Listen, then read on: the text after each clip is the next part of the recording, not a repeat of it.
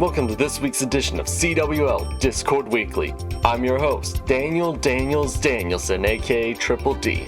Let's see what the CWL superstars were up to this week as we get ready for the latest editions of Vindication and Nemesis. William Black is ready to face Zistro on the grandest stage in the heart of Mexico. Despite having never faced Zistro before, the champ seems confident that he can win. Not only that, he announced their match would be a 2 out of 3 falls match.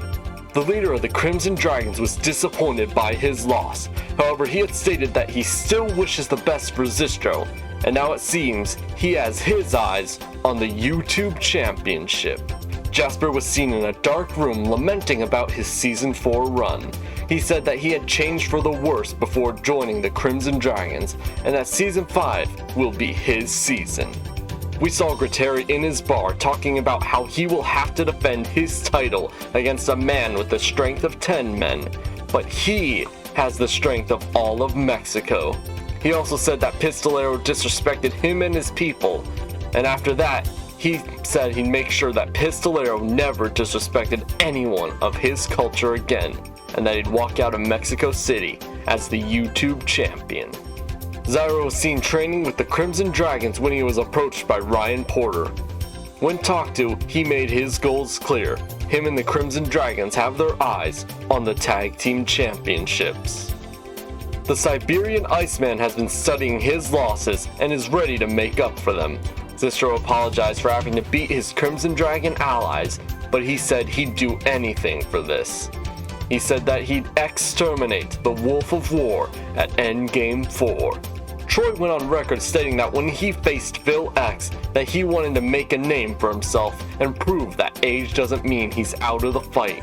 He then called Phil X a talentless pretty boy who can't even wrestle. Carl Stone apologized to Ricky backstage. There, Ricky challenged Carl Stone to a steel cage match at Endgame. Yui Nishimura seems to have found a way to get another title shot, this time at Endgame. She used her status to her advantage and made the match a triple threat.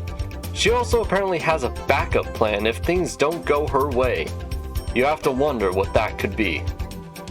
Alexandra Marie was a bit disappointed by her loss, but still she is confident that her and Olivia can find their way to Tag Team Gold.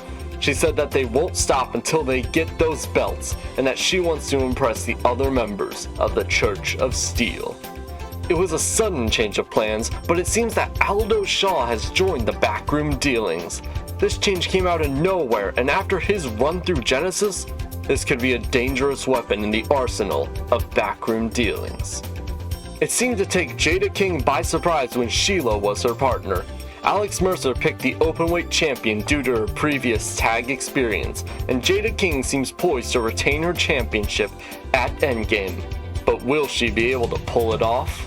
Chris Edwards has 2 wins over Cairo, but it seems that he feels like he's not done. It sounds like at Endgame we are going to get the 3rd chapter in this story, and it will be the final chapter. Although he has a loss in his debut, George Calip has started a talk show on Nemesis called Calip Corner. His first guest was Johnny Gemini, and he was asked about the Battle Royal at Endgame. Alexander seems self-centered according to Johnny, and Gemini wants to restore honor to the Battle Royal since it seemed to be an afterthought in previous years. Gemini claims to be in the Battle Royal, but Alexander has said tomorrow we will find out the entrance to the match. Although Cairo is the one with the 2 losses in the series, he refused Chris Edwards' challenge for Endgame. He said Edwards has nothing to offer. Quite an interesting turn of events, but we will stay on top of this story as more develops. We were wondering who will be facing off against the Broken Standard at Endgame, and Ryan Porter was the first on the scene to break the news. The newest team called Darkbreed, which consists of Tora Khan and Samuel Black, will be the challengers. This one could destroy Mexico City, starting at the host stadium for Endgame. No Derek means no time travel, right? Don't tell Raimondo that. He was attempting to recreate the magic of last year's Kaiju battle and eliminate Drake Harrison before their impending match at Endgame. He was unsuccessful. We hope the Denny's he burned down doesn't sue CWL for damages. For the last time, we would like to remind you that we do not condone the actions of CWL wrestlers outside of the ring. Even though Darkbreed was named #1 contenders for the Tag Team Championships, Toricon will not be satisfied until he not only captures the tag gold, but when he destroys the Broken Standard alongside Samuel Black. First up though, he wants the War Boys to show what Darkbreed can do. Although she was judging a boat contest, Ryan Porter took a chance to interview Holly Quinn ahead of her match with Sheila at Endgame. She seems confident even with her loss to Sarah Price this past week, more so because she has a win over Sheila. Can Holly pull it off again? Speaking of the Openweight champion, she is saving her date with Holly Quinn till Endgame, and if her current relationships that have ended with her entire family are anything to go by, Sheila feels like she has nothing else to lose outside of her title. This is a dangerous mentality to have before a title match. Bryan seems to have Eli Evans in his sight. Although he has gone through many highs and lows this past 2 years, Bryan seems to have found his calling again. The backroom dealings will not be getting away without a war, which is a setting Bryan is very comfortable with. Tomorrow, they face off against each other. It seems that Jacob Nitro and Golden Mask aren't the only ones from Anarchy Inc. and backroom dealings that are ready to go at each other's throats. Eli Evans claims that he will make Bryan respect his disrespect. We heard from Alex Clark that his son Jamie was saying some very suspicious things about Alex's past with Zach Anderson and the BCW days. How did Jamie know this information? And why did it sound like Zach was talking through him?